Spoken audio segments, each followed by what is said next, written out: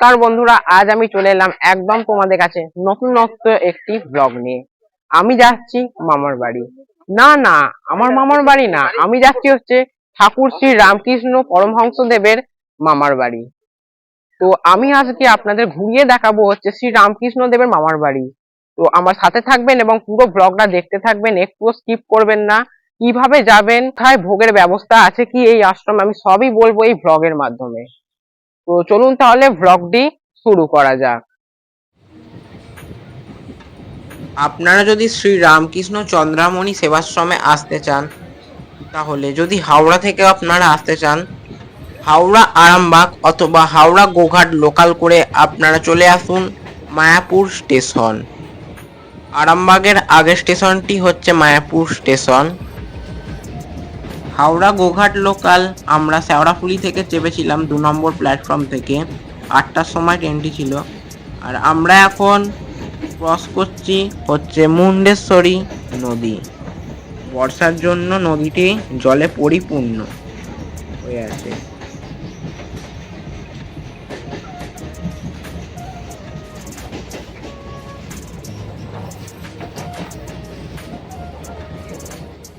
প্রাকৃতিক পরিবেশ দেখতে দেখতে আমরা চলে এলাম মায়াপুর স্টেশনে। দেখতেই পাচ্ছেন ট্রেন ঢুকে গেছে 2 নম্বর প্ল্যাটফর্মে। তো চলুন ট্রেন থেকে নেবে আবার আপনাদের সাথে কথা হচ্ছে। বন্ধুরা, আমরা ট্রেন থেকে নেমে পড়লাম। তো ট্রেন মায়াপুর স্টেশন থেকে ছেড়ে দিল। ট্রেন চলে গেল তার গন্তব্যের উদ্দেশ্যে।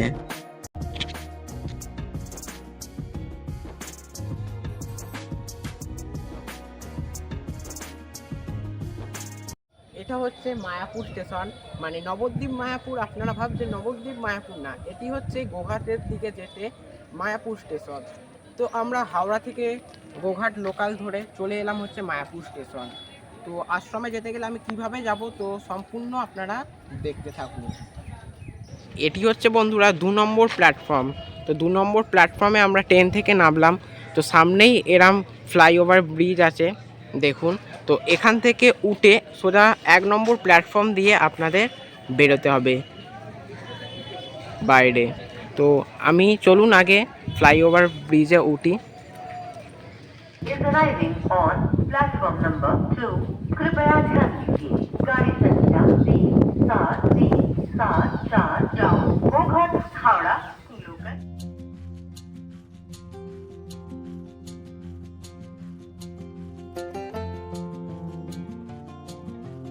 স্টেশন থেকে আমরা ওইখানে নামলাম।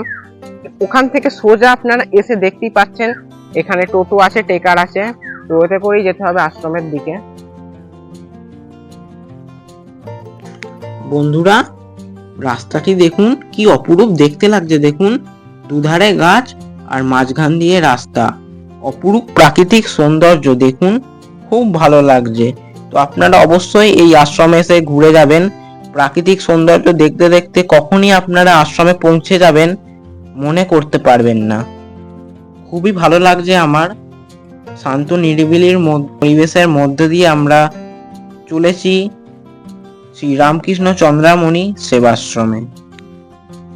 আর আপনারা যদি সড়ক পথে আসতে চান, তাহলে আমি আপনাদের বলে দিচ্ছি আপনারা কিভাবে আসবেন। আপনারা যদি চাপাডাঙ্গা বা আরামবাগ থেকে আসতে চান, তাহলে ওখান থেকে আপনারা বাস ধরে নেবেন। বাসে করে আপনারা চলে আসবেন হচ্ছে কাবলের মোড়।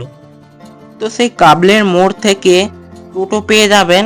তো টোটো করে আপনারা সহজেই পৌঁছে যাবেন হচ্ছে শ্রী শ্রী রামকৃষ্ণ চন্দ্রামণি সেবাশ্রমে। আমি এখন কাবলের মোড়ে চলে এসেছি। এটি হচ্ছে কাবলে বাস স্ট্যান্ড। বন্ধুরা, আমরা ওই রাস্তা ধরে এলাম। এইটা হচ্ছে কাবলে মোড়, কাবলে বাস স্টপেজ, অর্থাৎ কাবলে বাস স্ট্যান্ড। তার পাশ দিয়ে এই যে ঠিক রাস্তাটা দেখতে পাচ্ছেন গেছে, তো এই রাস্তা দিয়ে আপনাদের যেতে হবে হচ্ছে চন্দ্রামণি সেবাশ্রমে। তো চলুন তাহলে টোটো করে যাওয়া যাক, দেখি টোটো কত ভাড়া নেয়। আমরা ম্যাজিক গাড়ি করে এলাম স্টেশন থেকে, 45 টাকা 3 জনের ভাড়া নিল। বন্ধুরা, আমরা কাবলের মোড় থেকে টোটো করে এলাম। তো আপনাদের ওখান থেকে টোটো করে এসে এই স্টপেজে নামতে হবে। এই স্টপেজটার নাম হচ্ছে সারাটি মোড়। দেখতেই পাচ্ছেন তার উল্টো দিকে আছে হচ্ছে জয় বাবা গোহরাজ শনিদেব ও মা দক্ষিণাকালীর মন্দির। তার পাশ দিয়ে এই যে রাস্তাটা চলে গেছে, এই রাস্তা ধরে আমাদের এবার হেঁটে যাব হচ্ছে শ্রী শ্রী রামকৃষ্ণ চন্দ্রামণি সেবাশ্রমে। চলুন তাহলে যাওয়া যাক। তো বন্ধুরা, আমি এসে গেছি শ্রী রামকৃষ্ণ পরমহংসদেবের মামার বাড়ি। দেখতে পাচ্ছেন লোহার গেট। তো আমি এখান থেকে আশ্রমের ভিতরে প্রবেশ করব।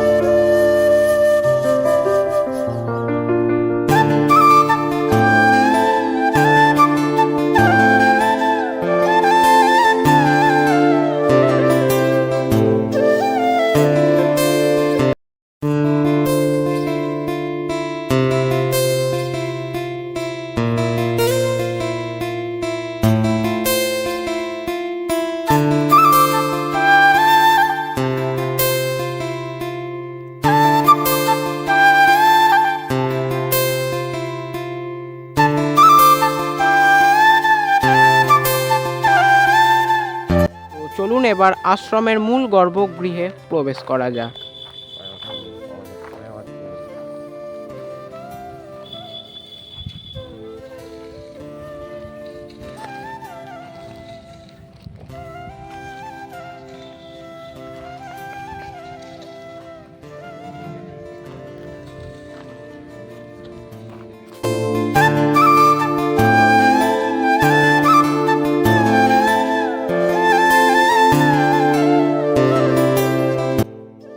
আশ্রমের মেঝেটা দেখুন, মার্বেল পাথর দিয়ে বাঁধানো, দেখতে বেশ অপরূপ লাগছে, কিন্তু পরিষ্কার পরিচ্ছন্ন।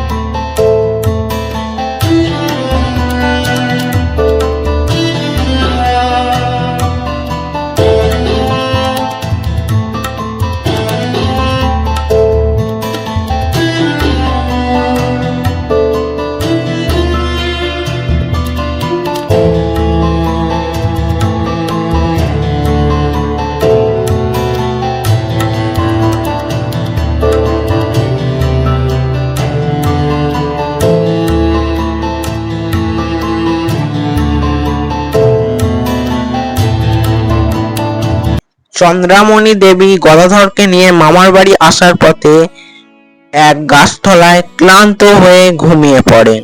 চন্দ্রামণি দেবীর ঘুম ভাঙলে দেখতে পান গদাধর আপন মনে হনুমানের সাথে খেলা করছে। তা দেখে ভয়ে চেঁচিয়ে ওঠেন দেবী চন্দ্রামণি। পরে হনুমানের দল চলে গেলেও গদাধরকে এক পর্যন্ত আঁচড়ের দাগ কাটেনি হনুমানের দলেরা। এটি হচ্ছে চন্দ্রামণি দেবীর বংশ তালিকা।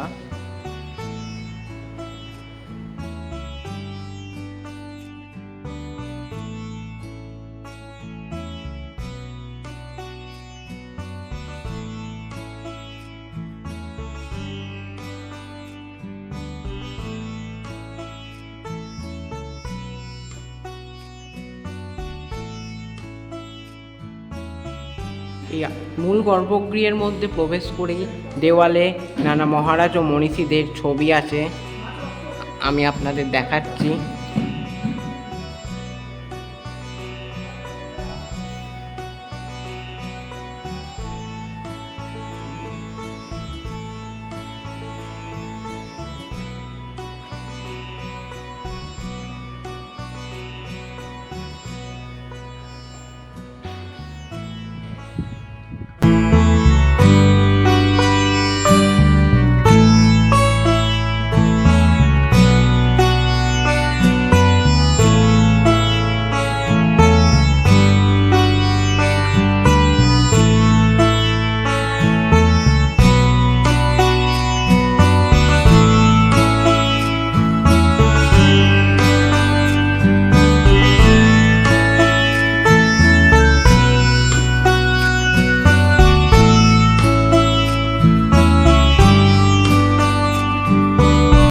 এটি হচ্ছে মূল গর্ভগৃহ।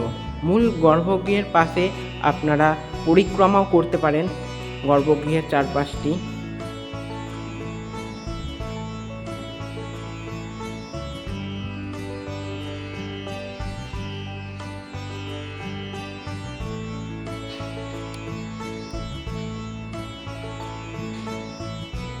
শ্রী রামকৃষ্ণ চন্দ্রামণি সেবাশ্রম 19 নভেম্বর 2017 সালের দ্বারোদ্ঘাটন হয়েছিল। তার একটি এখানে চিত্র ফুটিয়ে তোলা হয়েছে।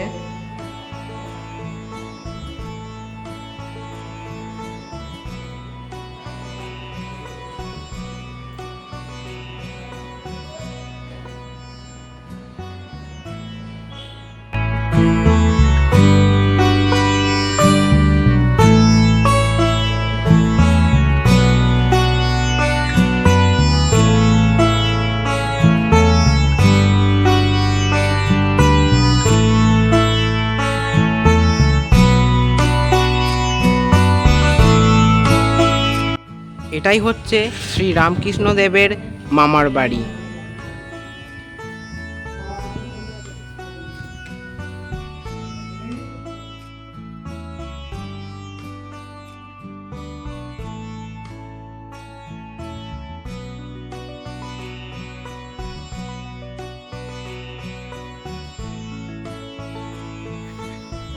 শ্রী রামকৃষ্ণ চন্দ্রামণি সেবাশ্রমের এটি হচ্ছে এই আশ্রমের স্নান বাঁধানো এক পুকুর ঘাট, যেখানে হাঁসের দলেরা জলের মধ্যে খেলা করছে।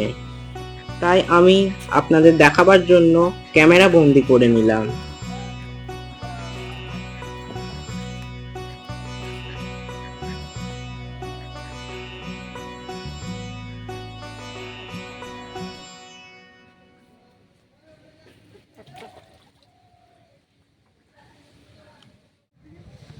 এটি হচ্ছে এই আশ্রমের সাধু নিবাস, চন্দ্রামণি ভবন সাধু নিবাস।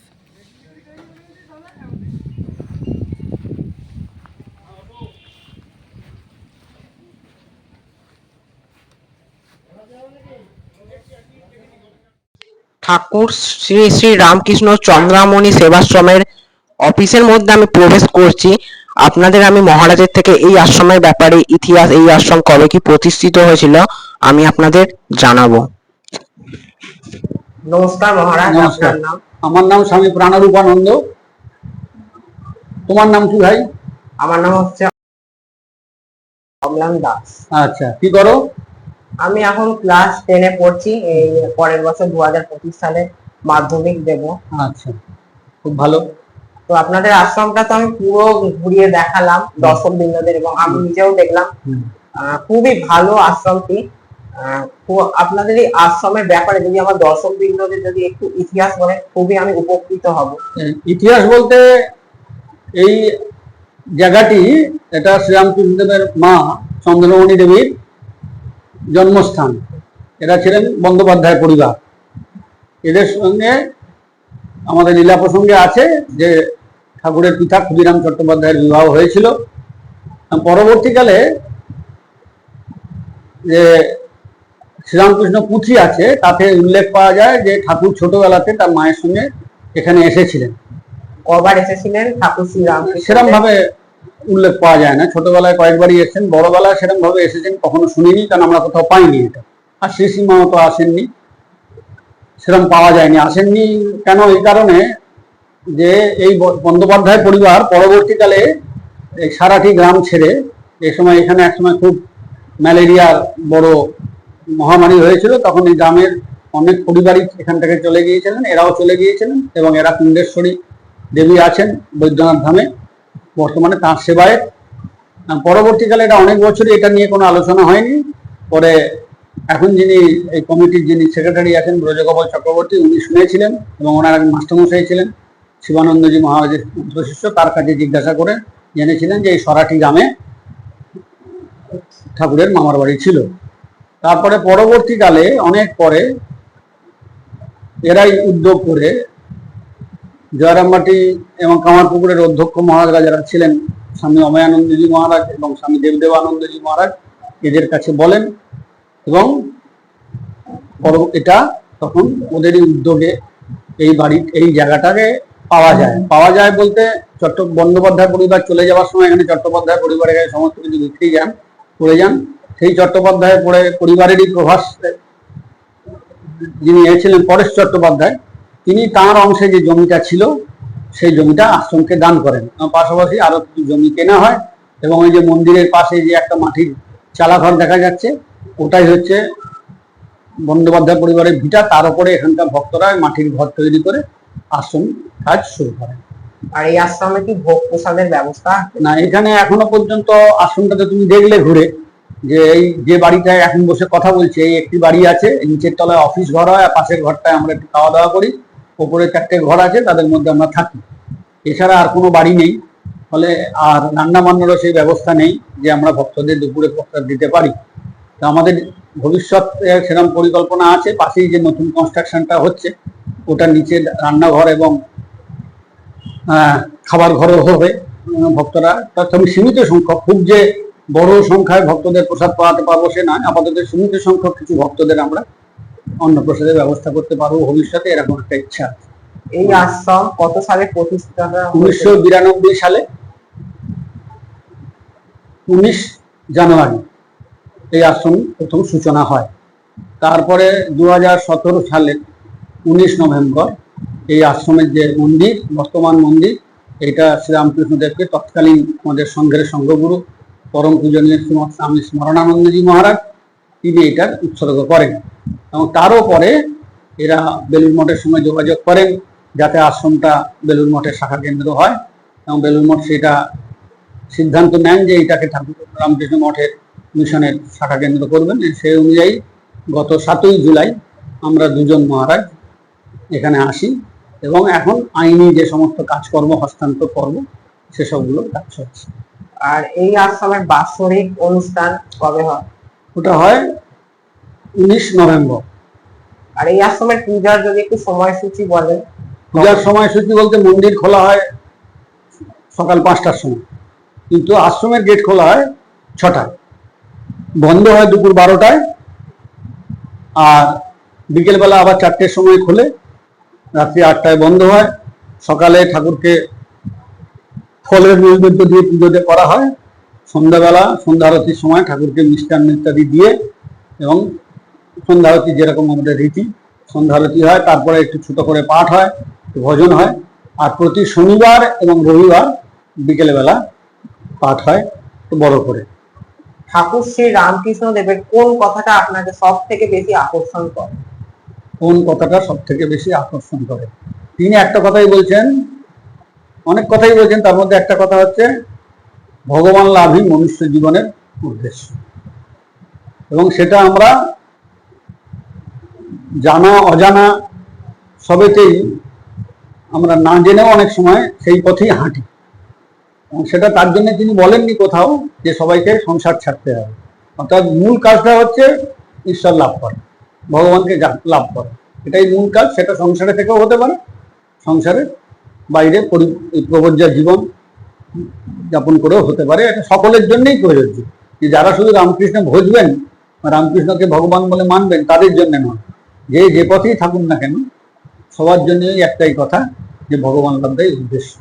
এবং সেটা জোশ করে করতে হবে, অর্থাৎ সেই পথে লাভের জন্য, সেই পথের জন্য, ভগবান লাভ করার জন্য শাস্ত্রকাররা বা মুনি ঋষিরা যে পথের কথা বলেছেন, যেভাবে যেতে বলেছেন, যেভাবে সাধনার কথা বলেছেন, সেভাবে সাধন করতে হবে। শ্রী রামকৃষ্ণ চন্দ্রামণি সেবাশ্রমের এই আশ্রমের চারপাশে আপনি লক্ষ্য করেছেন যে মানুষের চারিত্রিক বৈশিষ্ট্য বা উন্নতির কিছু হয়েছে? এটা আগে তো এখানে এগুলো কিছু ছিলই না। একটা গ্রামে পুজো হতো, একটা দুর্গা পুজো হয় শুনেছি, একটা আগে একটা জগদ্ধাত্রী পুজো একটা পাশে হয়, আর যেমন হয় গ্রামের মধ্যে। আস্তে আস্তে এই যে মঠের প্রতি আকর্ষণ বাড়ছে, লাগে পাঠ, আমাদের যে পাঠটাট গুলো হচ্ছে বা রোজ গান হয়, এগুলোকে শুনছে, ইত্যাদিতে আসে। আর উৎসব, বছরের উৎসব, তাতে কিন্তু অনেক লোক আসে বিভিন্ন জায়গা থেকে, এটা জানাজানিও হয়েছে। তাছাড়াও উৎসবের সময় এরা গ্রামে গ্রামে প্রচারও করেন যে উৎসব আছে। সেই হিসাবে এখন লোকের চরিত্র কতটা বদলেছে সেটা যত দিন যাবে, আমরা তো সবাই এসেছি এই গত 7ই জুলাই এসেছি, হ্যাঁ, এখন আস্তে আস্তে এখানকার লোকেরা আসবে। এখন এরা তো সাধুরা আসতেন, বছরে একবার আসতেন বা কখনো কখনো এসে ঘুরে যেতেন, সেটা একটা দেখা।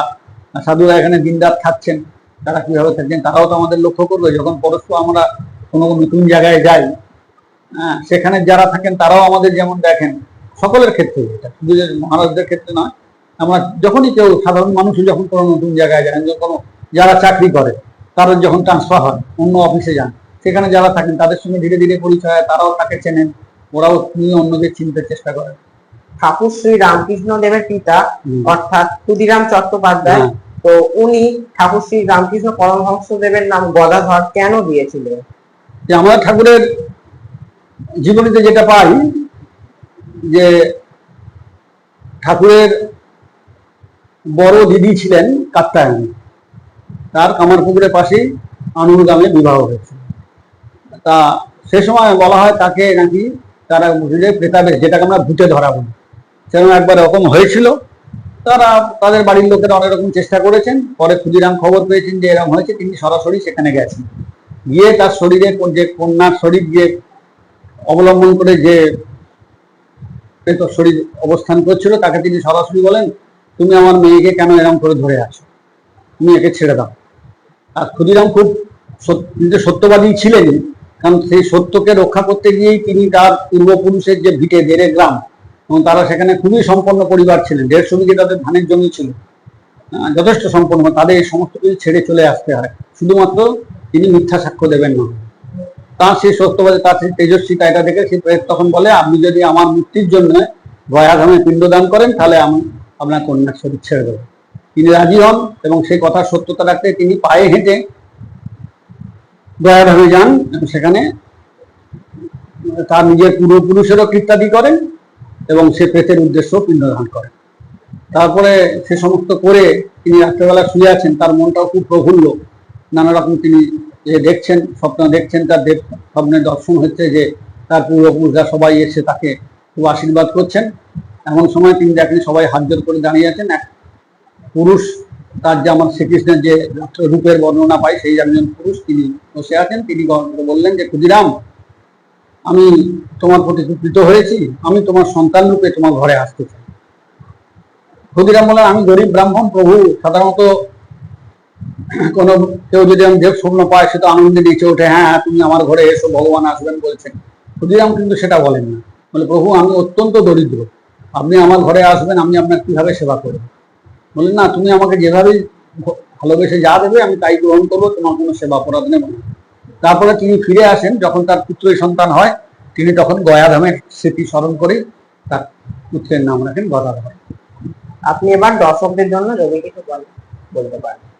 কি বলবো, এটা ঠাকুরের মাতুলালয় ছিল এক সময়, এরা ছিলেন ঠাকুর বহুবার এসেছেন, এটা একটা তীর্থক্ষেত্র, ভক্তরা আসবেন, তারা এখানে দর্শন করবেন। এখন আপাতত আপনারা শুনলেন যে তীর্থবাসের সেরকম কোনো সুযোগ নেই, আস্তে আস্তে এগুলো হবে এবং আপনারা সবাই মিলে যদি উদ্যোগ নেন এখানে তখন আপনাদেরই তীর্থবাসের সুযোগ আসবে। এবং সকলে প্রতি ঠাকুর মায়ের কৃপা ঝরে পড়ুক, সকলে ভালো থাকুন, সুস্থ থাকুন, আনন্দে থাকুন, এই প্রার্থনা জানাচ্ছি। জয় রামকৃষ্ণ। জয় রামকৃষ্ণ। নমস্কার, আপনার অমূল্য সময় আমার দর্শক বৃন্দদের দেওয়ার জন্য নমস্কার, ভালো থাকবেন। জয় শ্রী রাম। তোমাকে আমি তুমি বলছি, তোমাকে অসংখ্য ধন্যবাদ। এই আশ্রমে ভোগের কোনো ব্যবস্থা এখনো পর্যন্ত নেই, তবে এটা খুব তাড়াতাড়ি ওনারা চালু করবেন, কিন্তু প্রসাদের ব্যবস্থা আছে। আমি আপনাদের শ্রী রামকৃষ্ণ চন্দ্রামণি সেবাশ্রম অর্থাৎ শ্রী রামকৃষ্ণ দেবের মামার বাড়ি দর্শন করালাম আজকে। তো আপনাদের ভ্লগটি কেমন লেগেছে আমাকে অবশ্যই কমেন্ট করে জানাবেন, এবং যদি ভ্লগটি ভালো লেগে থাকে লাইক করবেন, শেয়ার করবেন এবং আমার ইউটিউব চ্যানেলটিকে সাবস্ক্রাইব করে পাশে থাকবেন।